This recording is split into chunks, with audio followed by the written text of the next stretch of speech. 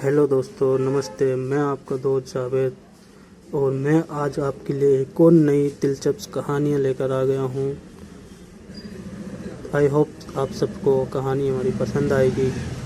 आज मैं जिस शख्स के लिए कहानी लाया हूँ, जिस शख्स के बारे में बताऊँगा, वो कोई छोटा मोटा आदमी नहीं है, बहुत बड़े देश के महान व्यक्ति हैं। तो चलिए फिर हमारे चैनल को सब्सक्राइब करें और इसी के साथ फिर आगे बढ़ते हैं, आप सबको कहानियाँ सुनाते हैं। मेरे अध्यापक के लिए एक पाठ। मैं रामेश्वरम में मस्जिद गली में रहता था। रामेश्वरम अपने शिव मंदिर के लिए प्रसिद्ध है। रोज शाम को मस्जिद से घर लौटते हुए मैं मंदिर के पास रुकता। यहां मुझे कुछ अजीब सा महसूस होता था, क्योंकि मंदिर जाने वाले लोग मुझे शक की निगाह से देखते थे। शायद वे हैरान होते थे कि एक मुसलमान लड़का मंदिर के सामने क्या कर रहा है। सच्चाई ये थी कि मुझे मंत्रों का लयबद्ध पाठ सुनना अच्छा लगता था। मुझे उनका एक भी शब्द समझ नहीं आता था, लेकिन उनमें एक अजीब सा जादू था। और दूसरा कारण था मेरा दोस्त रामनाथ शास्त्री। वो मुख्य पुरोहित का बेटा था।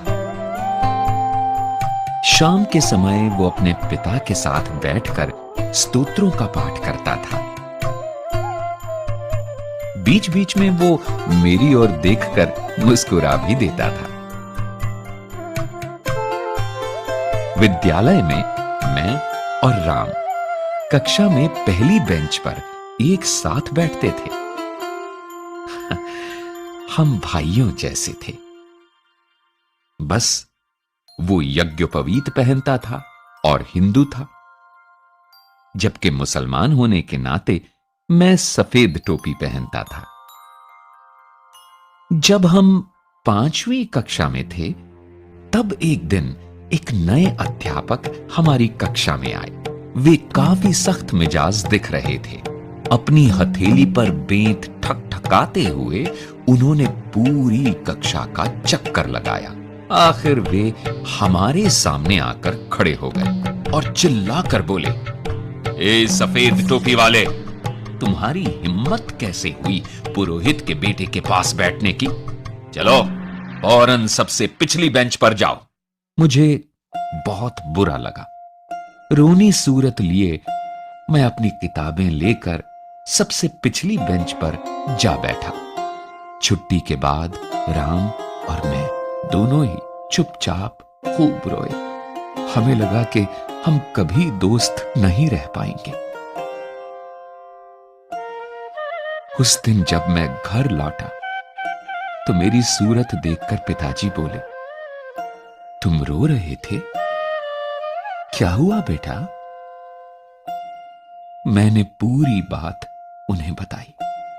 उधर राम ने भी अपने घर में ये बात बताई।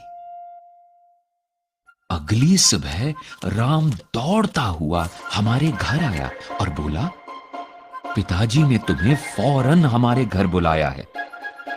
मैं बहुत डर गया। मुझे लगा कि अब मुझे और डांट पड़ेगी। राम के घर हमारे नए अध्यापक को देखकर तो मेरी जान ही निकल गई। राम के पिताजी ने सख्ती से अध्यापक जी से कहा, जो कुछ भी हुआ उसके लिए आपको कलाम से माफी मांगनी होगी। मुझे विश्वास ही नहीं हो रहा था कि मुख्य पुरोहित अध्यापक जी को मुझसे माफी मांगने को कह रहे थे। वे कह रहे थे, ईश्वर की दृष्टि में कोई बच्चा किसी से कम नहीं है।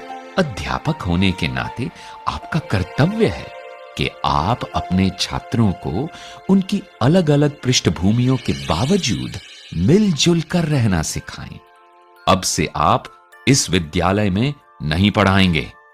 अध्यापक जी ने तुरंत उनसे क्षमा मांगी और मुझे गले लगाते हुए कहा, कलाम मुझे बहुत अफसोस है कि मैंने तुम्हारा दिल दुखाया। आज मैंने जीवन का एक बहुत ही महत्वपूर्ण सबक सीखा है। राम के पिताजी ने जब देखा कि अध्यापक जी को सचमुच अपने किए पर खेद है, तो उन्होंने उन्हें विद्यालय में पढ़ाना जारी रखने को कहा। राम और मैं फिर से पहली बेंच पर बैठने लगे। हमारी दोस्ती आज भी बरकरार है।